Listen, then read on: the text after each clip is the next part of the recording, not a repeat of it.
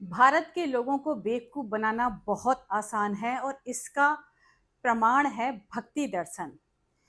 10% लोगों के द्वारा 90% लोगों पर राज करने के लिए भक्ति के नाम पर पागलों की फौज तैयार की गई है और अभी भी की जा रही है। और फिर भी भारत को स्वर्ग नहीं बना पाए हैं और नरक की तरफ चला जा रहा है। ऊपर वाले स्वर्ग की तो क्या ही बात करें फिर। ये जो भक्ति है ना, भक्ति दर्शन आया कब से आपको पता है? ये भक्त काल आप सब जानते हो। ये भक्त काल कब आया था?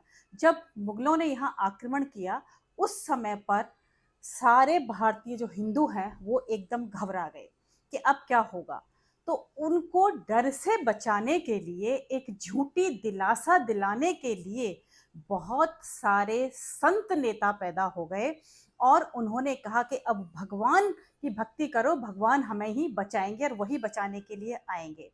तो सारी फौज पागलों की तरीके से भक्ति करने लग गई और उसी समय पर आपने देखा होगा सारे जितने भी संत हुए हैं वो एक ही समय पे हुए हैं। उसके बाद फिर कोई संत नहीं हुआ और आज तक हम उन्हीं संतों की गाथा गा रहे हैं भक्ति के नाम पर कि भक्ति से उनको ऐसा हुआ ऐसा हुआ।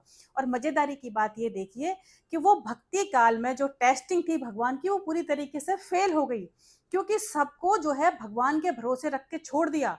और फिर भी जो है एक भी भक्त और एक भी भक्त का भगवान नहीं आया बचाने के लिए। न हमको मुगलों से बचाने के लिए आया, न हमको डचों से, फ्रांसीसियों से, पुर्तगालियों से, अंग्रेजों से, किसी से बचाने के लिए नहीं आया और हम दलदल में फंसते चले गए। अगर उसी समझ को हम अगर योद्धा बन के तैयार करते तो शायद कब का हम उनको बाहर निकाल चुके होते। लेकिन हमने अपना सारा जोर क्या कर दिया, पागलों की फौज बना दी और भक्ति करने में लग गए। फिर क्या हुआ, एक भी मंदिर को नहीं बचा पाए, सारे मंदिर मुगलों ने तोड़ दिए। कोई ना भक्त आया बचाने, ना भगवान आया बचाने के लिए। अच्छा, ये मैं बात उनसे भी कहूंगी, मुसलमानों से भी, कि जब आपकी मस्जिद भी कई जगह पर तोड़ी है ना, हिंदुओं ने तोड़ी है, तो आपका भी पैगंबर और अल्लाह नहीं आया बचाने के लिए? भाई कोई नहीं आता बचाने, कहाँ सो रहे हो? तो ये भक्ति दर्शन की असलियत बहुत पहले ही सब जान गए कि उसमें कोई दम नहीं है, कुछ भी नहीं कर पाए हम उसके दम पर। आज भी हम उसी भक्ति दर्शन की गाथा गा रहे हैं।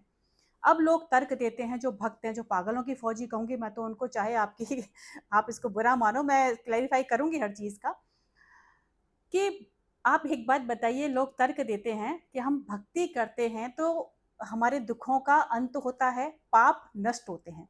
तो उसका आंसर सुनिए। दुनिया भर की भक्ति करने के बाद भी आपके दुखों का कोई अंत नहीं होता है, दुख वहीं की वहीं रहते हैं। तो अब फिर आप उसका तर्क देते हो क्योंकि आपके जो ठगों ने आपके दिमाग में भर दिया कि कर्मों का फल तो भोगना ही पड़ेगा, जो कर्म किए हैं वो तो भोगना ही पड़ेगा। तो इसका मतलब आप जानते हो कि कर्मों का तो भोगना पड़ेगा, तो भाई कर्म ही करो ना, भक्ति से तो फिर कुछ होने वाला है नहीं है। तो फिर आपको ये बात पता है कि कर्म से ही होगा, तो कर्म पर ध्यान रखो, भक्ति की तरफ पागल क्यों बन रहे हो? दूसरी बात यह है कि वो तर्क देंगे कि इस भक्ति करने से हम गलत काम नहीं करते, हमारा मन गलत विषयों में नहीं जाता है, हम अच्छे आचरण के बन जाते हैं। तो उसका उदाहरण सुनिए अब आप, कि जितने भी मिलावटखोर हैं, जितने भी झूठ बोलने वाले हैं, जितने भी रिश्वत लेने वाले हैं, जितने भी भ्रष्टाचार करने वाले हैं, जितने भी गलत काम करने वाले हैं, वो सब किसी न किसी के भक्त हैं। ये आप कहीं पर भी देख लेना, ये चाहे हिंदू हो चाहे मुसलमान हो, मैं सबके लिए कह रही हूँ। सारे धर्मों की बात है यहाँ पर, एक धर्म की बात नहीं हो रही है। जो भी जिस भी धर्म में भक्ति सिखाई जा रही है उसकी बात चल रही है यहाँ पर। तो वो किसी न किसी के भक्त हैं, फिर भी गलत काम कर रहे हैं। तो कहाँ आचरण सही हो गया धर्म वालों का? और आचरण का धर्म से कोई लेना देना नहीं है, ये आपको बता देती हूँ। तीसरी बात ये है कि भगवान को, आप परमात्मा को प्रसन्न करने के लिए ये भक्ति की कहाँ जरूरत पड़ गई? जब परमात्मा का नाम दिमाग में आता है तो एक बड़ी विशाल छवि, बहुत पारदर्शी, बहुत स्वच्छ, बहुत ईमानदार, वो हर चीज से परे, ऐसा ही छवि आती है ना, बिल्कुल दयालु, हम यही तो सोचते हैं।